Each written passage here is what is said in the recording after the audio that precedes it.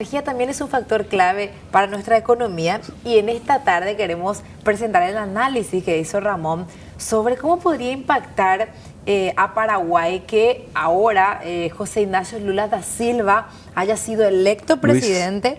Luis Ignacio. Luis Ignacio. Luis Ignacio. Y es Ignacio. Ignacio. Sí. Electo presidente de Brasil, ya reemplazando a Jair Bolsonaro. Y esto nos remonta mucho a aquella época en que justamente Lula era presidente y aquí en Paraguay teníamos como presidente a Fernando Lugo y firmaron aquel acuerdo referente a Itaipú.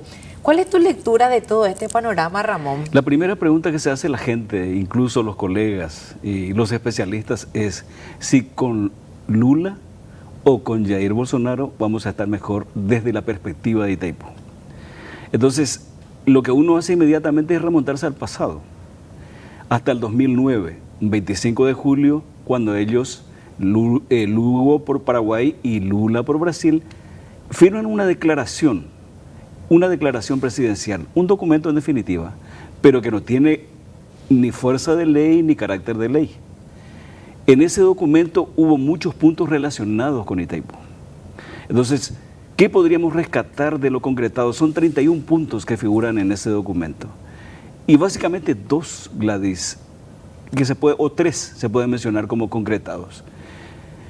Dos, yo me definiría por dos. Es decir, el primer punto es la construcción de una línea de 500 kV o de 500.000 voltios, una tensión que no existía en el país hasta ese momento, en una coyuntura en que las crisis de apagones, pero nos atosigaban casi diaria y horariamente. Incluso recuerdo que escribíamos, estamos en el borde del abismo del apagón. Y algo parecido ocurría. Lo concreto es que Lugo consigue, a través de Lula, que Brasil financie la construcción de una línea de 500 kV, que es la línea más grande que hay, desde la subestación de margen derecha de Itaipú hasta una nueva subestación que se construyó en Villa Ayes, ahí en el Bajo Chaco. Eso figura en el punto 10 de aquel documento del 25 de julio de 2009. Entonces, ¿se puede mencionar eso como un logro? Yo creo que sí. Ahora hay que decir muchas cosas. ¿Por qué Brasil de pronto decide financiar una obra de infraestructura que costó alrededor de $500 millones? Incluso se decía que estaba con sobrecosto, porque después se construyó una línea parecida entre Ayolas, es decir, la zona de Yacyretá, y también la subestación de Villa Ayes, que costó mucho menos, la mitad casi.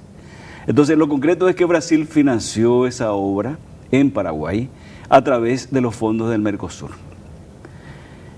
¿Por qué lo hizo Brasil? Es una gran pregunta. Y mucha gente dice, a lo mejor, qué sé yo, por criterios de vinculación energética, así como se hace con los caminos o con los puentes. Dicen que cuando un país decide financiar un puente, como fue el puente Encarnación Posadas o el puente de la Amistad, ahora se habla de 2 puentes más con Brasil, sencillamente es porque piensan que va a ser una proyección de su red vial. Y hacer una proyección de su red vial, por consiguiente, una proyección de su economía. Lejos de esa visión romántica de que lo hacen por solidaridad con el país o con el hermano más pobre. Algo parecido yo pienso con relación a la línea de 500 kV, pero lo vinculo un poquito más con las cuestiones relativas a Itaipú. Todo el mundo lo sabe y algunos solamente lo niegan, que con Itaipú y gracias a Itaipú, que pertenece en un 50% al Paraguay, inclusive se podría decir más porque los saltos del Guairá no siempre se tienen en cuenta, benefició en más del 90% al Brasil.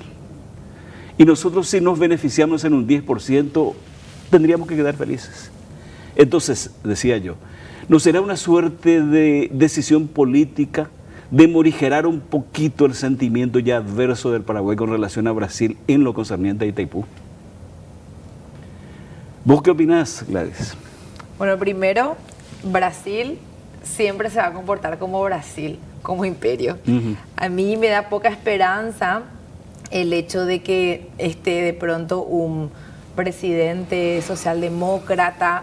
Es decir, veo muy difícil por más buenas intenciones que pueda tener un presidente socialdemócrata, que salga a favor de los intereses de Paraguay, sabiendo que eso va en contra de los intereses de Brasil, aún siendo justo el reclamo de Paraguay. Es decir, yo creo que es muy difícil que patee contra su propia olla. Esto en principio. Es decir, en ese sentido, yo digo que no va a haber mucho cambio radical entre lo que se podría haber tenido con Jair Bolsonaro o con Lula.